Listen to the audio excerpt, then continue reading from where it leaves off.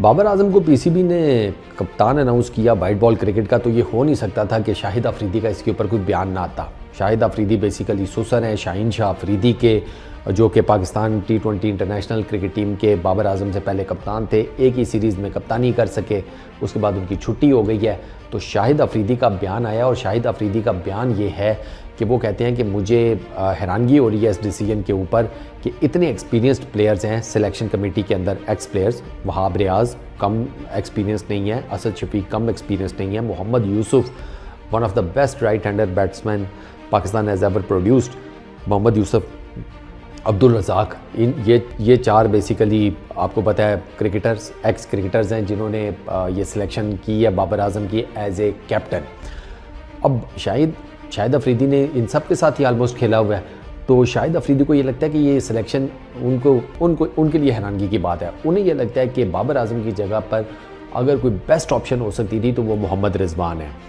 मज़े की मैं आपको ये बात बताता हूँ कि जब बाबर आजम को हटाया गया था वाइट बॉल क्रिकेट की कैप्टनसी से आफ्टर वर्ल्ड कप, तो उस पर्टिकुलर टाइम में भी जब शाहीन शाह अफरीदी का नाम बतौर कप्तान सामने आया था, तो शाहिद अफरीदी ने उस पर्टिकुलर टाइम में भी कहा था कि ये गलत डिसीजन हो रहा है, रिजवान को कप्तान होना चाहिए।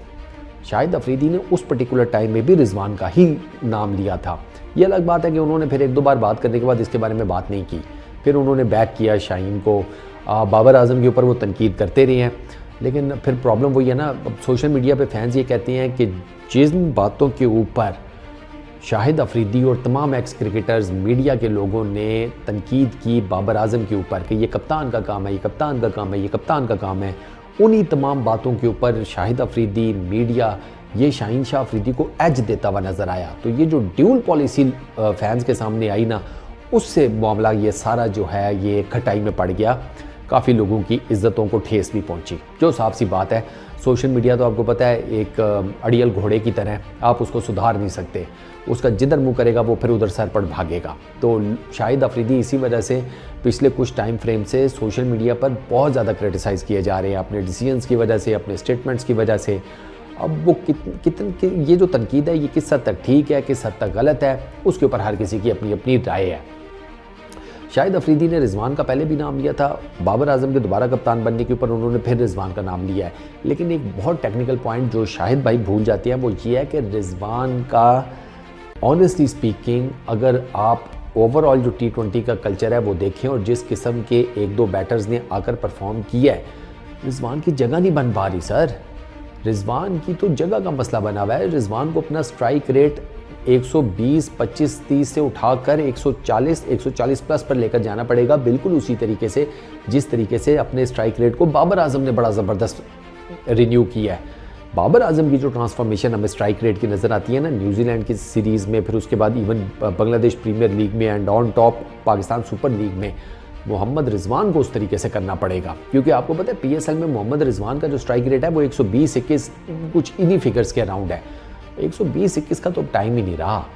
अब तो आपको पता है कि 140, 145, 150 कुछ ऐसे कुल्हाड़े हैं कि जो डेथ ओवर्स में 200 के स्ट्राइक रेट्स के ऊपर बैटिंग करते हैं। वेस्ट इंडियन ज़्यादातर 200 के स्ट्राइक रेट्स के साथ बैटिंग करते हैं डेथ ओवर्स में, be that Hetmyer, Pooran, Andre Russell, बहुत नाम है वेस्ट इंडीज़ के।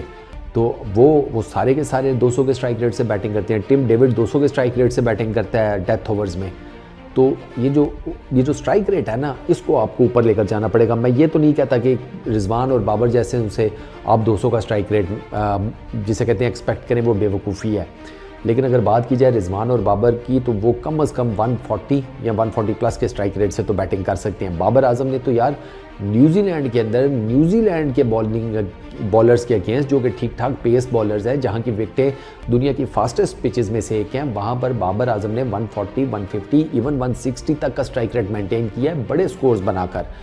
ये काम अब रिजवान को भी करना पड़ेगा, क्योंकि अगर रिजवान ये काम नहीं करते तो रिजवान की जगह मुश्किल में पड़ जाती है। कर्टसी उस्मान खान, जिसे अब आप UAE से लेकर आए हैं, जिसके बैगेज में ठीक ठाक अब प्रॉब्लम्स हैं इस पर्टिकुलर टाइम में, वो आपके पीछे ECB के साथ फड्डा लेकर बैठा हुआ है कॉन्ट्रैक्ट में। तो आप ऐसे लड़के को अब ज़ाया तो नहीं कर सकते, क्योंकि अगर आप उसको अब बैक नहीं करेंगे तो अवाम तो आपको खा जाएगी। तो ये भी सारी चीज़ें शाहिद भाई को देखनी पड़ेंगी ना, क्योंकि ये इतनी सिंपल इक्वेशन है नहीं हमारी क्रिकेट की। आप रिजवान को कैप्टन बनाने की बात तो करते हैं, लेकिन मैंने आपको बताया रिजवान का ये प्रॉब्लम है। फिर रिजवान के अलावा कुछ लोग शादाब खान की भी बात करते हैं। शादाब खान का प्रॉब्लम ये है कि शादाब खान अभी सिर्फ एक ही इवेंट में चला है PSL के अंदर। शादाब खान की इसके अलावा कोई परफॉर्मेंस नहीं है। दो कि मैं इस एक नैरेटिव के ऊपर कि PSL को इन लोगों ने बेस लाइन बनाया परफॉर्मेंसेस की और सिलेक्शन से रिलेटेड, तो यार फिर PSL की बेस के ऊपर अगर आप शादाब खान को कप्तान नहीं बना रहे तो PSL की ही बेस के ऊपर शाहीन अफरीदी को कप्तानी से हटाना भी समझ में नहीं आता यार। भाई साफ सी बात है, मैं तो आपको पता है, मैं तो बड़ा सिंपल सा कहता हूँ, बाबर आजम को हटाना गलती थी, शाहीन को उसके बाद कप्तान बनाना उससे बड़ी गलती थी, और अब शाहीन को हटाना ये उससे भी बड़ी गलती है। मैं तो आपको पता है मेरा यही नैरेटिव है, क्योंकि शाहीन को मौका मिले ही नहीं अपनी स्किल सेट को पॉलिश करने का एज ए कप्तान। उसने एक ही तो सीरीज़ खेली थी, तो फिर रिजवान के साथ भी अगर इसी तरह हो जाता, फिर रिजवान 1-2 सीरीज़ में कप्तान बनता, ना परफॉर्म कर पाता, उसके नीचे टीम हार जाती, आपने उसे निकाल देना था। वो कप्तानी से भी जाता, वो अपनी जगह से भी जाता, उसके लिए तो डबल नुकसान होता ना फिर। तो मेरे ख्याल में फिर ठीक है, अब हो चुका है। तो शाहिद अफरीदी ने जैसे कहा है ना कि अब चूँकि सिलेक्शन कमेटी ने डिसाइड कर लिया है, तो ठीक है, हम फिर बाबर आजम को बैक करेंगे, तो करते हैं बाबर आजम को बैक। देखते हैं पाकिस्तान आने वाली सीरीज़ में क्या करता है। इस वीडियो में इतनी, अपना बहुत ख्याल रखना यार। नेक्स्ट वीडियो में मुलाकात होगी। Peace out.